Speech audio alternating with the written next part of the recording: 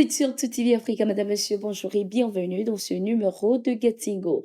Une rencontre entre le président de transition du Niger, le général Abdourahmane Tiani, et le président en exercice de l'Union africaine, Azali Assoumani, est prévue au cours de ce mois de janvier. Cette annonce a été faite dans un communiqué ce 3 janvier 2024 par l'Union africaine. Il s'agira pour ces chefs d'État d'échanger sur des questions de paix, de sécurité, de stabilité au Sahel. Le président de l'Union des Comores, président en exercice de l'Union africaine, son Excellence Azali Assoumani, s'est entretenu au téléphone ce matin avec le général Abdourahmane Tiani, président de la transition du Niger. Après les échanges de vœux à l'occasion du Nouvel An 2024, les deux chefs d'État ont abordé plusieurs sujets d'intérêt commun et notamment les efforts déployés par le Niger pour faire face aux menaces terroristes, pouvait-on lire dans le communiqué. Notons qu'après le coup d'État au Niger, l'Union africaine a pris des sanctions contre le pays, contrairement à celles de la CEDEAO. Ces sanctions de l'Union africaine n'affectent pas directement les populations. Les tensions diplomatiques entre le Mali et l'Algérie semblent se dissiper, marquées par le retour des ambassadeurs à leurs postes respectifs. La médiation du Qatar a joué un rôle crucial, proposant le développement de relations bilatérales et des investissements au Mali. Cette initiative du Qatar vise à apaiser les tensions et consolider son influence au Sahel, considérant l'Algérie comme une entrave à l'influence émirienne, selon certains spécialistes.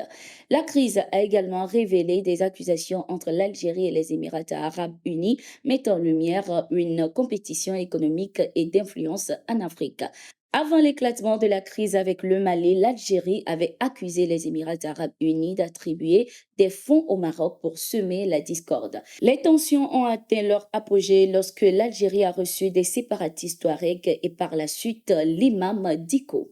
Malgré les différends persistants sur l'approche du processus de paix, l'Algérie réaffirme son engagement envers l'intégrité territoriale du Mali. La médiation qatari offre un espoir concret de réconciliation entre les deux nations, marquant un pas positif vers la résolution de la crise au Mali.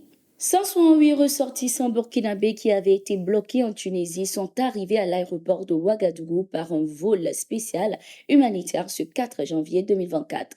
Ils ont été accueillis par les autorités du ministère en charge des Affaires étrangères et celles du ministère en charge de l'action humanitaire. L'Organisation internationale des migrants fournit de l'assistance à ces migrants avec l'accompagnement de ses partenaires que sont la Croix-Rouge burkinabé, l'ARCIM World et Alerte Migration. L'OIM espère poursuivre cette étroite collaboration avec les autorités du ministère des Affaires étrangères, de la coopération régionale et des Burkinabés de l'extérieur afin de faciliter l'aide au retour volontaire et à une réintégration réussie des migrants burkinabés, a déclaré le représentant de la chef de mission de l'OIM au Burkina Faso, Ousmane Nianka. En décembre 2023, 410 migrants burkinabés en provenance des pays du Maghreb, du Tchad et du Niger ont pu regagner le bercail et certains d'entre eux ont suivi des sessions d'information, d'orientation sur les opportunités d'affaires et d'insertion au Burkina Faso. Entre janvier et décembre 2023, les douaniers de l'aéroport international de Lagos au Nigeria ont saisi plusieurs équipements militaires, dont 155 drones de combat, selon un responsable cité par The Sun Nigeria. Le service des douanes de l'aéroport international Murtala Mohamed a annoncé avoir intercepté des biens de contrebande d'une valeur de 30,5 milliards de naira, soit 34,5 millions de dollars en 2023, dépassant ainsi 20,89 milliards de naira, 23,6 millions de dollars saisis en 2022. Charles Harby, contrôleur régional des douanes, a souligné que le service a dépassé son objectif en collectant 46% de recettes supplémentaires en 2023. Les 155 drones de combat saisis étaient dépourvus du certificat d'utilisation finale émanant du bureau du conseiller à la sécurité nationale NSA et ils ne respectaient pas les normes légales établies dans le pays selon le responsable. La liste des articles saisis comprend 89 drones confisqués, 66 drones retenus, 330 articles militaires et autres équipements de sécurité, 700 cartouches de cigarettes, 126 émetteurs récepteurs radiomobiles avec leurs accessoires, 87 pièces d'artefacts et d'antiquités, 22 pièces de défense d'éléphants, des faux billets, etc.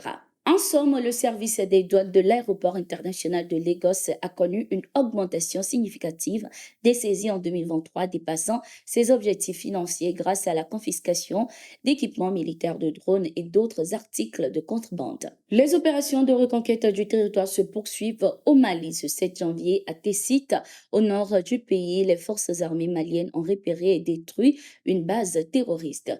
Les vecteurs aériens ont détruit à leur tour les pick-up de ces assaillants qui transportaient des matériels de guerre ainsi qu'un important stock logistique d'armes et de munitions soigneusement dissimulés sous un arbre. Nous sommes arrivés à la fin de cette édition de Gatingo. Merci d'être resté avec nous. Nous sommes en continu sur nos différentes plateformes et sur notre site d'information, le www.toafrica.com.